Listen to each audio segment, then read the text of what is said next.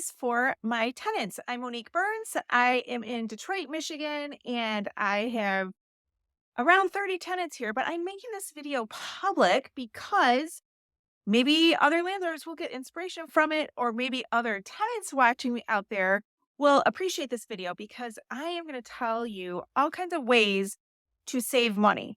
For my own tenants watching this, we're going to play a little game because this video is going to be long and you're not going to want to watch it. I know. I'm going to try to make it attractive to you. We're going to do a drawing. And in order to get in the drawing, you have to text me 3 things that you learned or were important to you that you saw in the video. And then I'll put you in the drawing. It's not like the Michigan lottery. You've got a 1 in 30 something chance. So let's get into it. You guys all have our personal cell numbers. And we didn't mean for it to be like that. We should have given you like a different number, a business number or something, but it didn't work out like that. You all have our personal cell.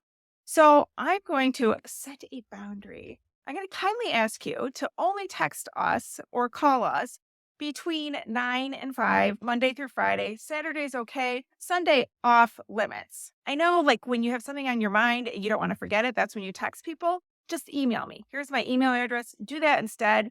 We have adult daughters. Our phones are on all the time. Our daughters don't live with us. So every time it dings, we're like, and we don't want to live a stressed out life. And I don't think you want us to. I'm sure you didn't realize that those are our personal numbers. So now you know. Also, your payments to us, when you deposit directly at Huntington, when I look at the bank statement, I can't tell who made the deposit. Some of you are depositing at Comerica. That's different. We can see who you are. Love it. But if you're one of my Huntington people, you know who you are. I have a new way for you to pay. If you're not going to pay on the portal, please Zelle me. Once again, it's my email address. Don't use my phone number. That goes to a different account. And then that'll be a whole other hot mess. But if you Zelle me, I'm able to see who paid, and it makes it a lot easier. I, of course, prefer you to pay directly on your portal, though. And speaking of money, I've warned you all, I'm not the best at accounting. Always keep receipts.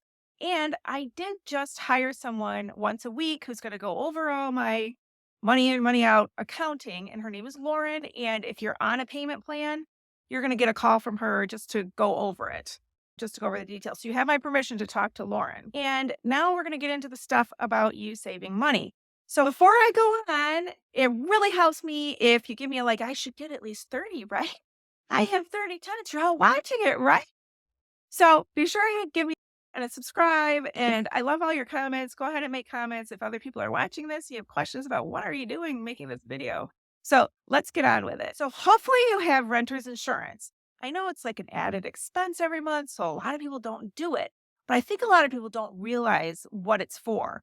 So renter's insurance is for you for the stuff inside the house. So if there's a flood in your basement, you would go to your renter's insurance and say, my clothes on the floor were ruined and my washer and dryer. You can't come to us. Our insurance doesn't cover any of that. So if anything happens, like there's a power outage and you lose all your food, that's a renter's insurance thing. It's in your lease that you have to have it. I don't know whether you do or not. I leave that up to you. And so speaking of calling at all hours, when you do call us or text us and it's after those regular hours, it better be an emergency. And I think a lot of times people don't really know what an emergency is. So I'm going to do a quick review of what is an emergency. This is going to save you money because if we come out and it's not an emergency, you're going to have to pay for that. And you don't want to pay for that. And we don't want you to have to. So let's just be clear. What's an emergency? I did have somebody call on this one recently, and it was like the little boy who cried wolf, and it was after hours. I'm like, I am not answering on a Sunday morning at 8 a.m. This is not happening. Turns out it was a real emergency. Someone broke her window. So if your house is at risk of getting broken into, like you need your window boarded, that would be an emergency. You're allowed to texting is always, you're allowed to text or call us. If there is no heat in your house, it's only considered an emergency if your heat is 65 or below. So if we get to your house and it's 66 or above, you're going to have to pay for that after our holiday weekend emergency call. Don't do that. Make sure you check the temperature. Once it gets to 65, then it's an emergency. If you are in a house with one bathroom and you can't use your toilet, that's an emergency. That's for sure an emergency. But if you're in a house that has more than one toilet, don't call us because your favorite toilet's something's going on, okay? And flooding, a lot of people have different definitions of what's flooding. Some people are just like, it's a little dot of water, but I'm going to tell my landlord, that's not fine. let us decide what's a flood or not. You can text us a picture and say it's flooding, and then we can decide. We're not going to penalize you if we have a different opinion about how urgent of a matter it is. And speaking of flooding in basements, my tenants are great. I think you guys are all wonderful, and I don't think it's you that does this, but I think when you have company or like your daughter's friend or whatever, people will use your bathroom and they will put something in your toilet that then clogs the system.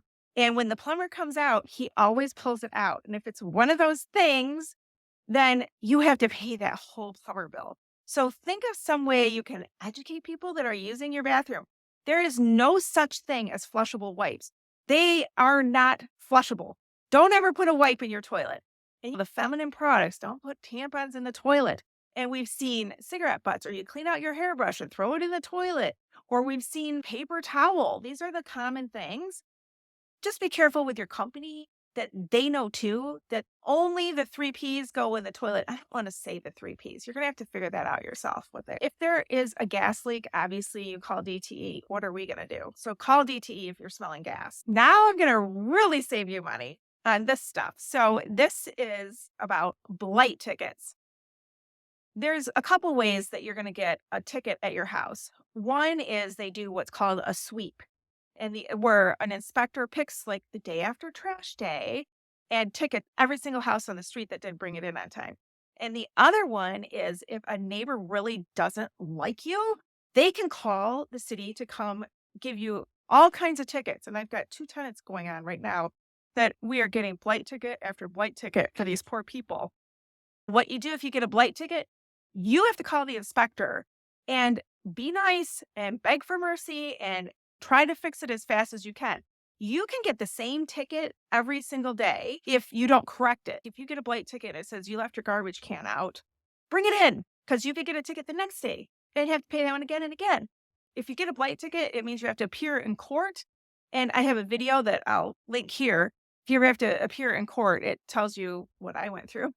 I'm not doing it again. You have to do it yourself. So I'm going to tell you about the tickets. Tall grass and weeds over 8 inches.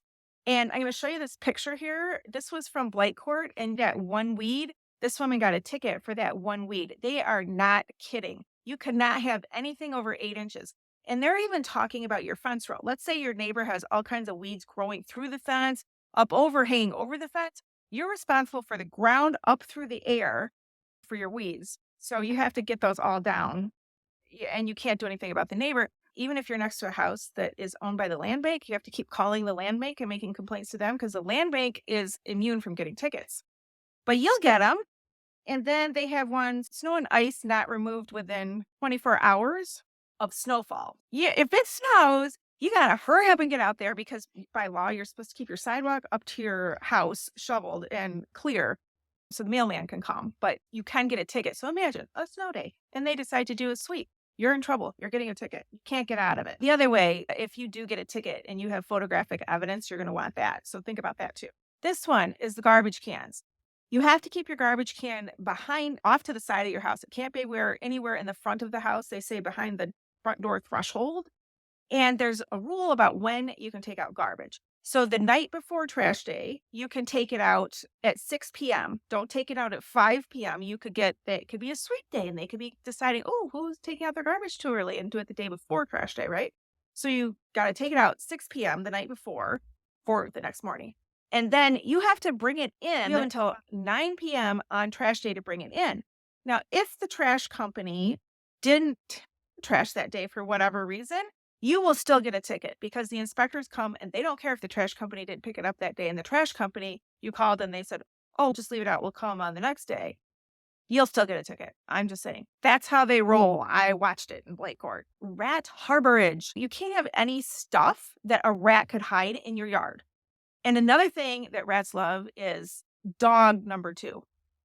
That would be considered rat food and you could get a ticket for that. If for some reason you have a dog and they go number 2, you better be out there every day scooping it because you could get a ticket for that. Allowing any solid waste around the property. So if somebody's moving stuff in, moving stuff out, and they come and take a picture and there's stuff outside in your driveway that isn't your car, you're going to get a ticket.